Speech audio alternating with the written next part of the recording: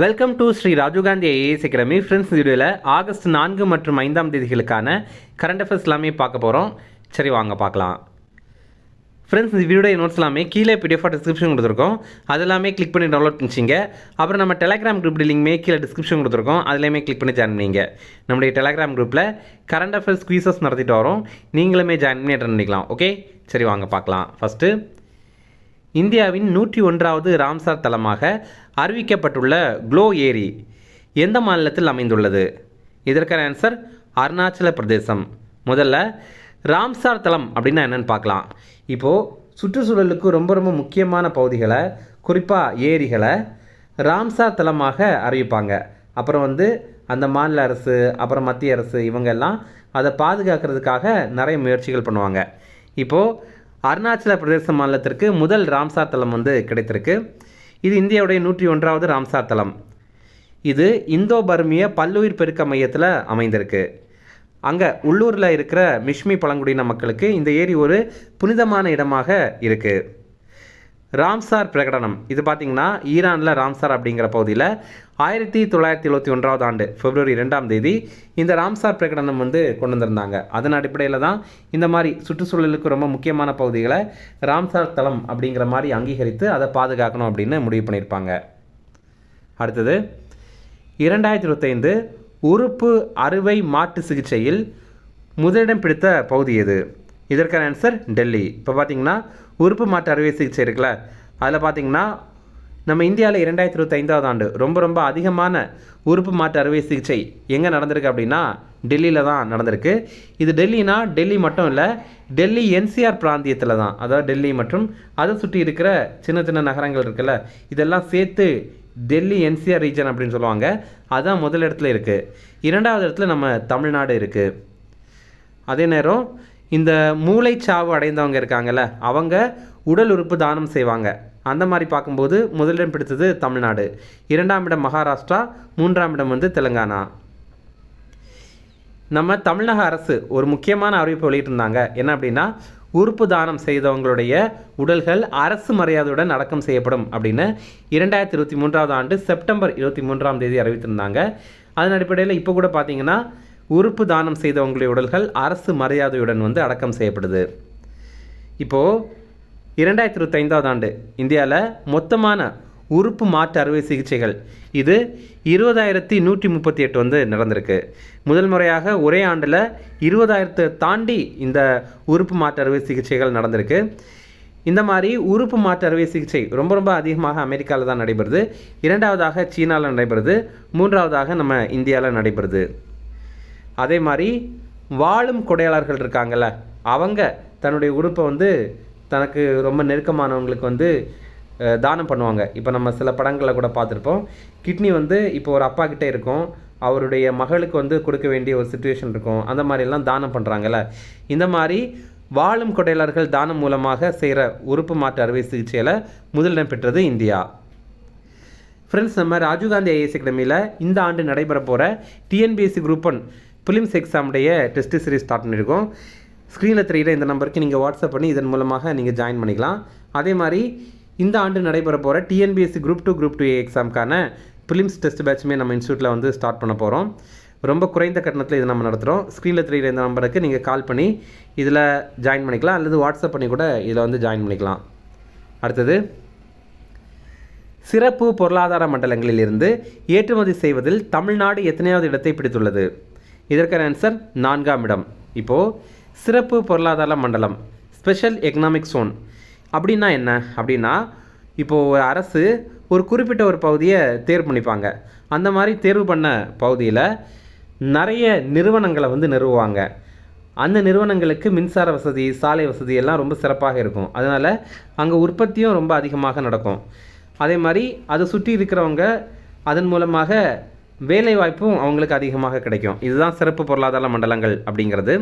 இந்த மாதிரி 2025-26 நிதியாண்டில் சிறப்பு பொருளாதார மண்டலங்களில் ஏற்றுமதி பண்ணியிருப்பாங்கள்ல, இங்கேருந்து வேறு நாடுகளுக்கு ஏற்றுமதி பண்ணியிருப்பாங்கள்ல, இதில் முதலிடம் பெற்றது குஜராத், 2ஆம் இடம் பெற்றது கர்நாடகம், 3ஆம் இடம் பெற்றது மகாராஷ்டிரம். நம்ம தமிழ்நாடு 4வது இடம் பெற்றிருக்கோம். நம்ம போன நிதியாண்டில் 2025-26 நிதியாண்டில் ரூபாய் 2.12 லட்சம் கோடி அளவில் ஏற்றுமதி பண்ணியிருக்கோம். இந்த தகவல் நமக்கு நாடாளுமன்றத்தில் மத்திய அரசு வழங்கியிருக்காங்க. அடுத்தது, ஈரான் நாட்டிற்கான இந்தியாவின் அடுத்த தூதராக நியமிக்கப்பட்டவர் யார்? இதற்கான ஆன்சர் விஸ்வேஷ் நேகி. விஸ்வேஷ் நேகி இவர் வந்து நம்ம இந்தியாவை சேர்ந்தவர். இவர் ஈரானில் போய் பணிபுரிவார். இந்திய அரசுக்கும் ஈரான் அரசுக்கு இடையில் இருக்கிற உறவுக்கு இவர் பாலமாக செயல்படுவார். அடுத்தது, 13வது பிரிக்ஸ் கல்வி அமைச்சர்கள் கூட்டம் இந்தியாவின் எந்த நகரில் நடைபெறுகிறது? ஆன்சர் புவனேஸ்வரம். இப்போ பார்த்தீங்கன்னா பிரிக்ஸ் கல்வி அமைச்சர்கள் கூட்டம் இது வந்து புவனேஸ்வரத்தில் தான் நடைபெறுது.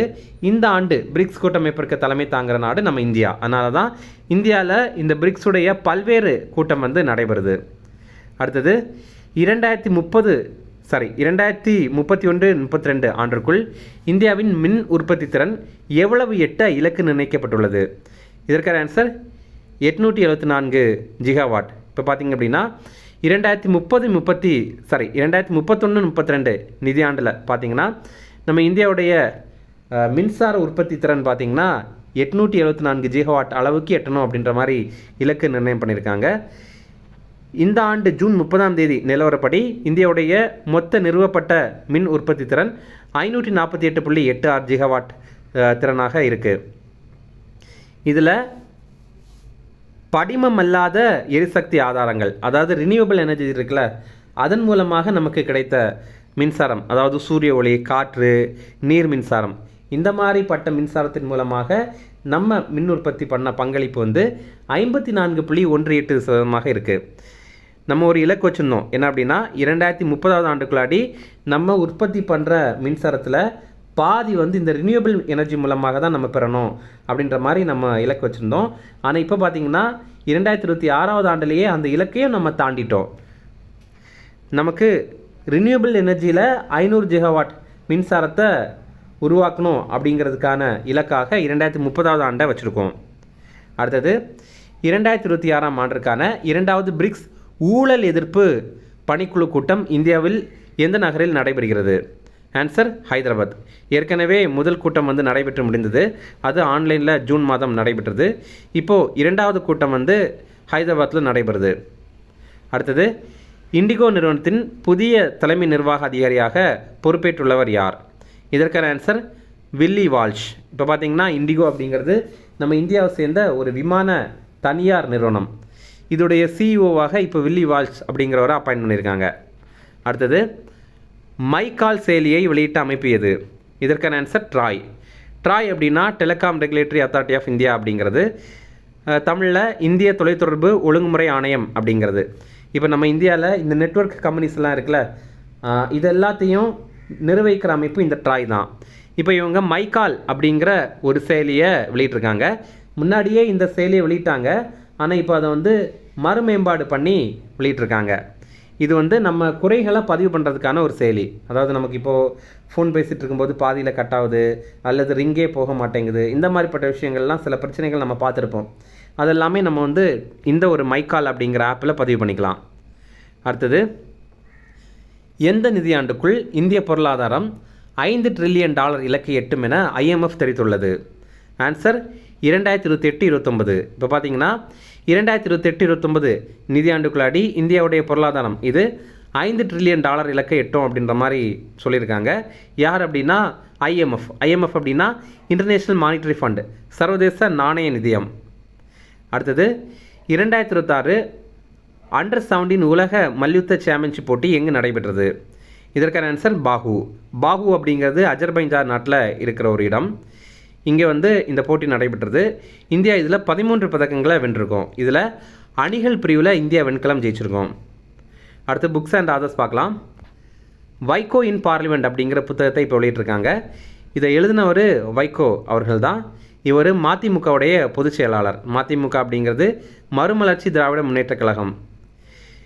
வைகோ அவர்களுடைய பாராளுமன்ற பேச்சுக்களுடைய தொகுப்பு தான் இந்த ஒரு புத்தகம்.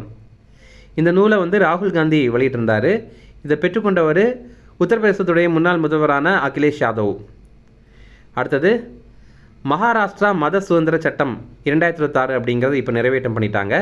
இப்போது கட்டாயமாக ஒருத்தங்களை மத மாற்றங்கள் பண்ணுறாங்க அப்படின்னா அது தண்டனைக்குரிய குற்றமாக அறிவிக்கப்பட்டிருக்கு. அதாவது ஒருத்தங்களை பலவந்தம் பண்ணுறாங்க அல்லது மிரட்டுறாங்க, மோசடி பண்ணுறாங்க, தேவையற்ற செல்வாக்கு மூலமாக அவங்கள இன்ஃப்ளூயன்ஸ் பண்ணுறாங்க, அதே மாதிரி ஆசை வார்த்தைகள் காட்டுறாங்க, தவறான பிரதிநிதித்துவம் பண்ணுறாங்க அல்லது திருமணத்தின் மூலமாக மத மாற்றங்கள் பண்ணுறாங்க அப்படின்னா அதெல்லாமே தண்டனைக்குரிய குற்றமாக அறிவித்திருக்காங்க.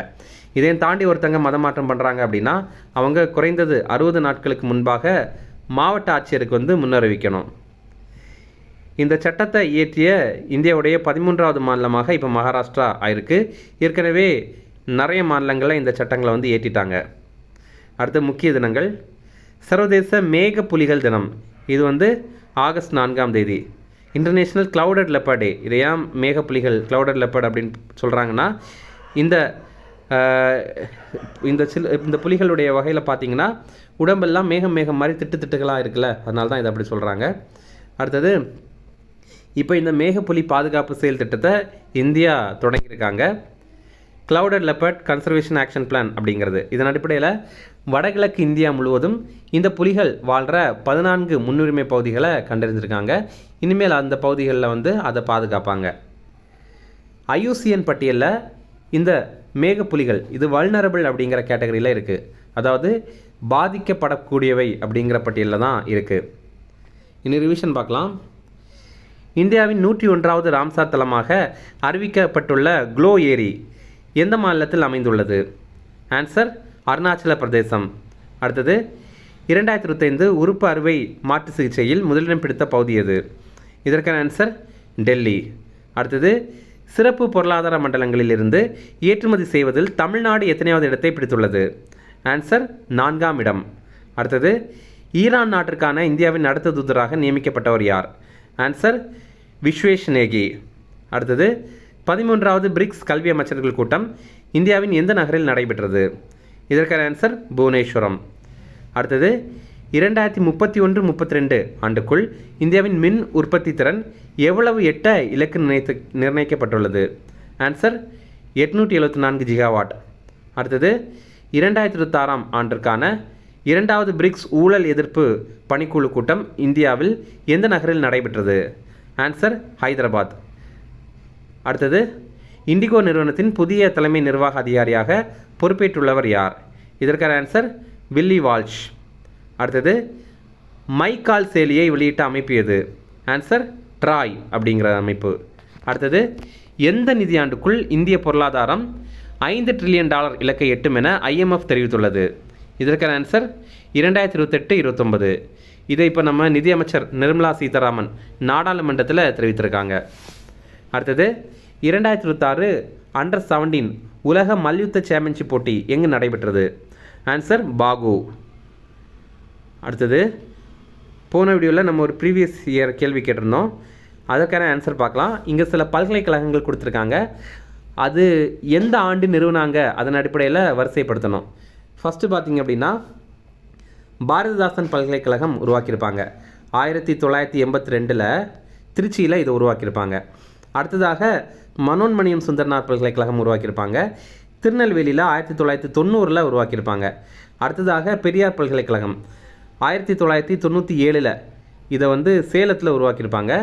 அடுத்ததாக திருவள்ளூர் பல்கலைக்கழகம் இது வேலூரில் உருவாக்கியிருப்பாங்க. இது பார்த்திங்கன்னா 2002ஆவது ஆண்டு உருவாக்கியிருப்பாங்க. அப்போ இதில் கரெக்டான ஆன்சர் ஆப்ஷன் பி 2143 அப்படிங்கிறது.